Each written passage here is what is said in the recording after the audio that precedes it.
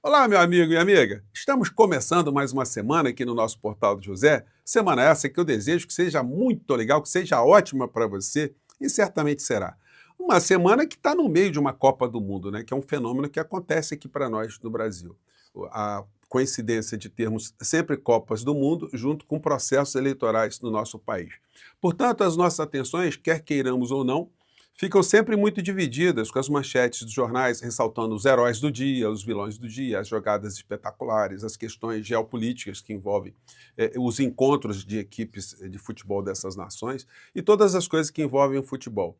Isso a gente não tem como fugir. O parlamento brasileiro fica com as atividades quase que sem fazer absolutamente nada, e aí a gente fica guardando aí as nossas energias para depois que passar a Copa do Mundo. Mas coisas continuam acontecendo no mundo, junto com as Copas do Mundo também.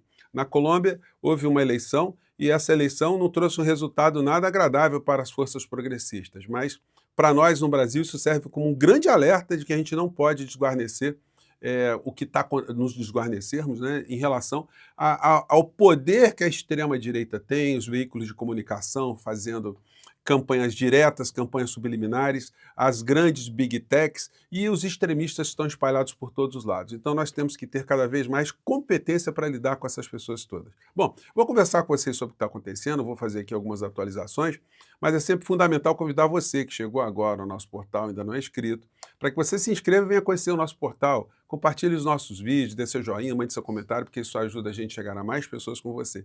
E sempre leia o primeiro comentário, porque ele tem os links do nosso clube de membros, nosso canal de cortes e o abaixo assinado e o link para você que quer participar, você quer impulsionar pré-candidaturas combativas para a gente enfrentar essa extrema-direita no Congresso Nacional e apresentarmos propostas muito interessantes. Enfim, o link ali da nossa pré-campanha está no primeiro comentário também. E eu quero agradecer a todos vocês que estão ajudando aqui a gente cada vez mais ser mais conhecido. Nossa pré-candidatura está ficando muito conhecida porque nós hoje somos a segunda pré-candidatura a deputado federal no Brasil em número de pessoas que estão apoiando.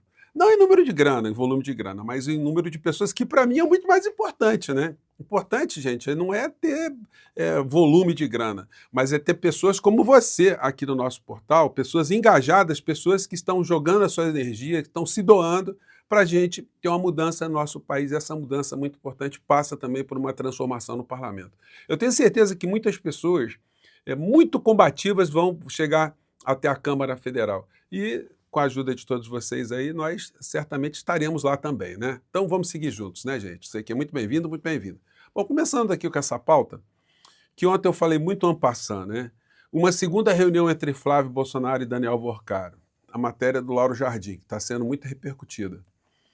Não foi só no fim de novembro de 2025 que Flávio Bolsonaro se reuniu com Daniel Worcaro, no encontro assumido pelo 01, que foi na casa do banqueiro em São Paulo, para, segundo ele, dar um ponto final nas negociações em torno do financiamento de 134 milhões para o filme Dark Horse. Aliás, eu fui para as ruas nesse final de semana perguntar para as pessoas se elas acreditam mesmo que essa grana que foi pedida foi para fazer filme, né? Eu vou trazer em breve as cenas aí dessas matérias que estou fazendo nas ruas aí, esse contato que estou tendo com as pessoas sobre a realidade, para perguntar para elas as coisas da realidade brasileira. Está sendo muito interessante. Houve outras conversas presenciais. Pelo menos uma delas ocorreu ainda no primeiro semestre do ano passado. O local foi a mansão que Worcaro alugava em Brasília. Foi em Encontra 2. Tratava-se, portanto, de uma casa eclética em matéria de convidados, né? Então, olha, o Flávio Rachadinha, que a gente tem que parar de chamá-lo de Flávio Rachadinha, né? Eu tenho que começar a me policiar, né? A gente vai ter que classificar de uma forma mais dura, né, gente? É Flávio, ladrão de dinheiro público, segundo o Ministério Público do Estado do Rio de Janeiro. Porque foi isso. Isso não é nenhuma falsidade que eu estou levantando, nenhuma agressão, nada. Isso é um fato. E a gente tem que ressaltar que ele é um mentiroso, sobretudo um mentiroso para os evangélicos, que ele mente para os evangélicos, mas mente para todo mundo. Então, essas pessoas que têm assim, um respeito muito grande, né, pela sua fé, não podem apoiar um mentiroso, um estelionatário político, quanto mais como é esse filhote aí do criminoso maior da nação, né? Bom, Então nós vamos ter que agora começar a sublinhar sempre isso, porque a criatura fica circulando aí com muita desenvoltura, né, como se fosse a criatura mais correta, mais ética do mundo, né. O presidente Lula está hoje no Rio de Janeiro. Eu tenho falado aqui com vocês, ontem eu participei, fizemos a nossa live, depois eu participei de uma live convidado no canal Voz Trabalhadora, e eu perguntei para as pessoas que a gente estava conversando se eles sabiam o que o presidente Lula tinha feito na sexta-feira passada. São pessoas bem informadas. Ninguém sabia o que o presidente Lula fez na sexta-feira. E eu comentei com vocês, o presidente Lula inaugurou um hospital especializado em oncologia, com 89 milhões de reais investidos em equipamentos para tratamento de câncer, e depois ele foi inaugurar um hospital universitário da Universidade Federal de São João del Rei, em Divinópolis. E, gente, com cursos para especialistas. E aí o que sai na imprensa? Que o presidente falou do Neymar, que ele brincou que o Neymar foi o único jogador do mundo convidado home office, né? É o que ressaltaram. Isso mostra duas coisas, que os veículos de comunicação, eles sabotam as realizações, aquilo que o presidente Lula faz, e que a própria SECOM anda muito capenga em comunicação. Gente, a gente tem que criticar, sabe por quê? As coisas estão acontecendo do nosso lado. Olha o que aconteceu na Colômbia. O governo lá é um governo progressista, um governo comprometido com o povo, primeiro presidente de esquerda que a Colômbia teve na sua história, e agora estão lá perdendo a eleição para um extremista de direita, da pior espécie, né? Então isso tem que acender alertas para a gente, porque a Colômbia também, os veículos de comunicação são a favor desse tipo de criatura, o sistema financeiro internacional. O cara tem dupla nacionalidade, o cara é norte-americano e colombiano. Gente, enfim, é uma coisa abjeta, mas tem que servir de alerta para todos nós aqui, né? Bom, vamos seguir aqui. Então, o presidente Lula está com agendas no Rio de Janeiro, vai anunciar aqui alguns programas e tal, que eu vou repercutir com vocês, vamos ver. Provavelmente ele vai fazer alguns pronunciamentos, e desses pronunciamentos, certamente algumas coisas eu vou trazer para vocês mais tarde aqui. Ciro Nogueira vendeu fazenda para offshore em paraíso fiscal, representada por seu advogado. Gente, o Ciro Nogueira está parecendo mesmo que é o gangster mor desse esquema do Bolsonaro dentro do Senado Federal, junto com o Flávio Rachadinha, né? Esse negócio de vender fazenda para offshore, fora do nosso país, em paraíso fiscal, sempre naquela região do Oriente Médio, né? O clã Bolsonaro está sempre ali no Bahrein. E o Ciro Nogueira aqui está fazendo negócio com a Arábia Saudita, o advogado dele comprando fazenda, mas registrando na Arábia Saudita. O Flávio, ladrão de dinheiro público, segundo o Ministério Público do Rio de Janeiro, está comemorando aqui a vitória nas eleições presidenciais colombianas, né? Então está fazendo um vídeo aqui em espanhol, né, fazendo todos os elogios. Só que tem coisas aí que eles estão escondendo no meio desse processo político latino-americano, né? Cidadania dos Estados Unidos e anti-establishment. Quem é Abelardo de la Espriella, presidente eleito em apuração preliminar da Colômbia? Está rolando apuração lá, mas é muito difícil haver uma reversão. O cara imita o Bukele, está com a camisa da seleção da Colômbia.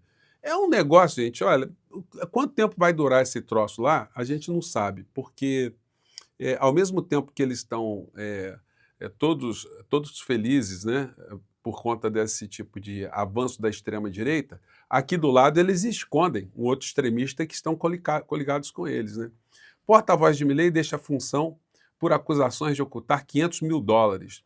Manuel Adorni anunciou mudança após reunião com o presidente da Argentina. No entanto, ele continuará no governo como chefe de gabinete de Milei. Olha só, ele saiu de uma função e muitos argentinos da imprensa que eu acompanho dizem que o Milei só não botou ele totalmente para fora porque ele sabe muita coisa do Milei.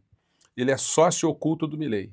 Eles andaram juntos durante um bom período antes do Milei chegar à presidência da República, tiveram muitos negócios juntos. Então o Milei não está querendo queimar o cara, porque o cara, se ele entregar quem é o Milei, vai ficar muito complicado. Mas aí é o seguinte, né? Aí o povo da direita está esquecendo o que está acontecendo isso na Argentina. Uma verdadeira tragédia na Argentina.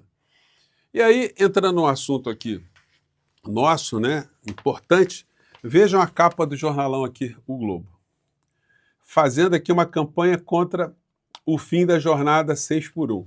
Então esse assunto, gente, é uma pauta super positiva, que eu acho que o presidente Lula vai ter que arregaçar as mangas e vir para cima, porque As forças contrárias estão muito grandes. E conversando com as pessoas nas ruas, muitas pessoas não sabem o que significa o fim da jornada 6x1. O que significa isso, que benefício trará isso para a vida das pessoas. Então, está faltando, de fato, muita informação, muita comunicação. Custo para adaptar a escala de pessoal em serviços como transporte, saúde, limpeza e segurança pode chegar a 34 bilhões e 500 milhões de reais. Então é sempre um negócio cáustico, né? Então eles fizeram aqui um caderno de economia, só falando aqui, ó, que o fim da jornada 6x1 vai ser muito ruim, né? Vai aumentar os serviços públicos. Isso é conversa fiada, gente. Vai ter que fazer novos contratos, enfim, as empresas que prestam serviços para entidades públicas, elas vão ter que se adaptar também. O custo operacional não é esse custo que estão falando, dá para fazer uma remodelação nas escalas de trabalho, enfim, mas qualquer argumento que possa ser útil para criar obstáculos para uma melhoria de vida do trabalhador aqui no Brasil, os grandes veículos de comunicação sempre estarão contra essas melhorias e a extrema-direita estará junta com esses grupos. Nas ruas, eu já mostrei para vocês algumas cenas, mas eu vou compartilhar aqui mais algumas sobre esse assunto, fim da jornada 6x1. Isso aqui é um conjunto de entrevistas que eu estou fazendo, graças a vocês aí que estão apoiando essa nossa pré-campanha. Isso está ajudando a gente já a se organizar bastante. Nós teremos muitas atividades, gente, ao longo desse processo. Por isso que é muito importante você assinar o abaixo-assinado, porque eu vou ter contato com você, você que está fazendo doação, vou ter contato com você. A gente vai ter um sistema de comunicação que não vai passar aqui pela TV aberta, pelos canais no YouTube, porque certamente teremos restrições. Mas se eu tiver contato com vocês, a gente vai fazer um barulho danado, tá? Então, olha, se você não assinou abaixo-assinado, assine. E se você puder doar alguma coisa, é legal, porque vai dar mais ferramentas para a gente, né? Então, essa aqui é uma delas aqui. Vamos lá, as entrevistas com as pessoas sobre o fim da jornada 6x1. Quer acabar com a jornada 6x1? Quer que o trabalhador trabalhe 5 dias e descanse 2? Você acha que isso é uma boa? Então... eu acho que sim. Então, Segunda a sexta, trabalhando, sábado, domingo em casa, vai pra praia, vai pra igreja, curte a família. Isso é um padrão para todo mundo. Então você acha que o presidente Lula está certo em defender o fim da jornada 6x1? Certíssimo, certíssimo. O presidente Lula está querendo acabar com essa jornada 6x1. Então ele está certo, então. Tá, com certeza, tá certo. Tá certo. Você acha que no Brasil 20 milhões de trabalhadores trabalham em outras atividades? Não seria benéfico para o país essas pessoas não terem que trabalhar todos os sábados? Com certeza, com certeza. Eu acharia que, se for para o bem de todos... Você que trabalha em farmácia, vai melhorar a saúde dos trabalhadores? A saúde mental? Sim, O que você acha? sim, vai funcionar, vai melhorar, vai melhorar. Trabalhador feliz trabalha melhor, produz mais? Trabalha melhor, vai se produzir melhor. E a saúde da sua esposa, a saúde mental, melhoraria também? Com certeza, com certeza. Ela vem apresentando problemas de ansiedade, às vezes ela passa mal no trabalho, tudo devido a coisa que tem que chegar em casa, fazer os afazeres domésticos, entendeu? Ela faz o quê? Ela é atendente de uma farmácia. Você acha que melhora a saúde mental do trabalhador? Não tenha dúvida. E é muito melhor trabalhar só 5 dias na semana. Então você acha que melhoraria a saúde mental da tua classe? Por exemplo, os trabalhadores trabalhando menos um dia, tendo mais uma folga? Melhoraria muito. É o que a gente mais quer na nossa classe rodoviária. Então você é favorável pelo fim da jornada 6x1? Sim, sim. Então vocês são favoráveis ao fim da jornada 6x1. Não, mas os trabalhadores é melhor. São 20 milhões de trabalhadores que vão chegar em casa mais cedo, que vão poder ficar mais um dia de descanso, vão poder ficar com os filhos, enfim. Mas a pergunta que eu te faço é a seguinte: do jeito que está hoje, tá bom para o trabalhador?